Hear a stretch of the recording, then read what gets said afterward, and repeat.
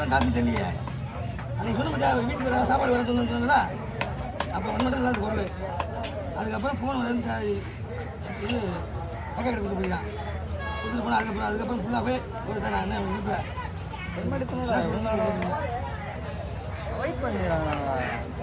நீ மாதிரி நான் ஊருக்கு வரேன் நாளைக்கு தாங்க வரேன்னு நினைக்கிறேன். இல்லை இல்லை இல்லை இல்லை பாப்பாது ஆமாம் அது கிரௌண்ட் இருக்கு. அது பாப்பா அதுக்கு செலவு பண்ணி அவ்வளோ செலவாகுது. எல்லாம் ரெடி பண்ணிட்டு நாளைக்கு போக வேண்டியது. தம்பி குமாரம் வரணும், வேக புத்தகம் வரணும்.